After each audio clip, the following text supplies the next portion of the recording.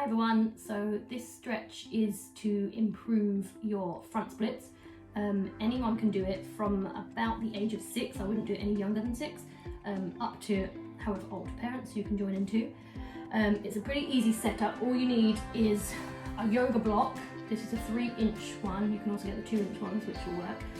If you haven't got one of these, then just a book with a towel on top, just a bit of cushioning, just try and get kind of a 3-inch stack somehow, and a chair. That is all you need for this one. So this is your setup. You might need a bit of cushioning under your knee as well. This is just to help my poor bones. So the chair is here just for balance, and this mat is here just for a bit of cushioning. You're going to put one foot on the block here, and the hand on the chair just to help you to balance. Now, the important thing when you set up is that your hips are exactly square.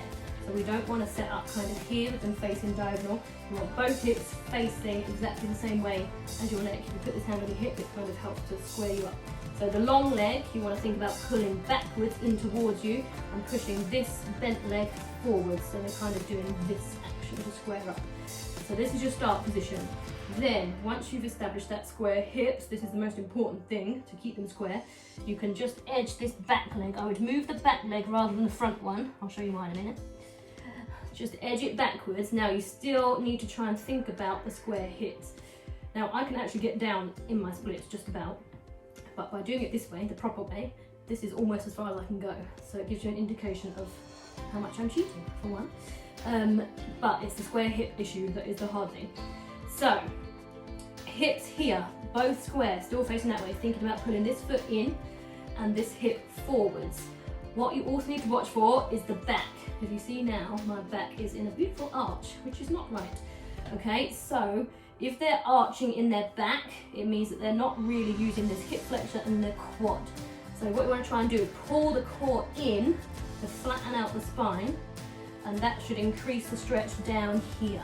Alright, so it's really important that they don't just use all of their back and sink into it this way. Try and keep up, flat at the front, flat at the back. Alright, and it does make it harder.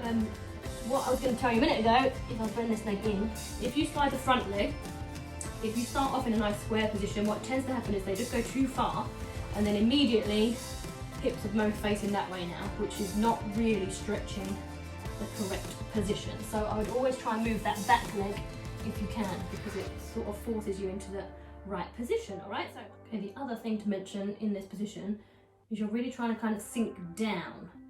So try not to tense under here, which is actually really difficult, but try and keep that as relaxed as you can, and you're just trying to kind of sink those hips downwards.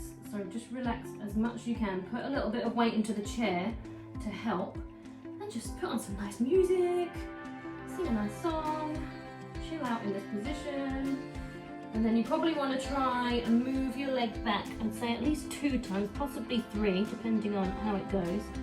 And just try and kind of chill there for 30 seconds each time. And then when you think you've got to your maximum stretch, I think mine's almost there now, you probably want to stay there for about a minute. But just try and relax into it as much as you can, which is really hard sometimes.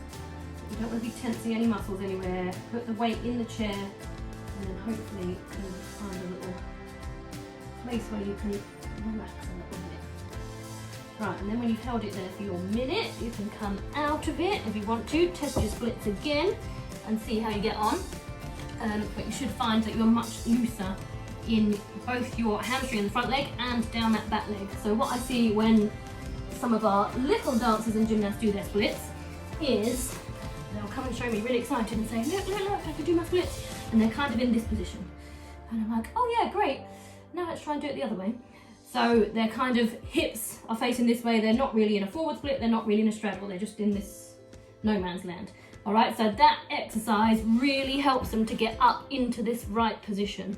And then hopefully they'll develop enough flexibility both here and in this leg to be able to slide down in a nice square shape rather than letting their stomachs twist out that way. So just watch out for that when they're kind of practicing. See if you can pick them up on it a little bit. All right, so good luck. Let me know how you get on. Remember, the more you do it, the better. So if you do it every day, then hopefully you'll improve. All right, enjoy everybody. See you soon.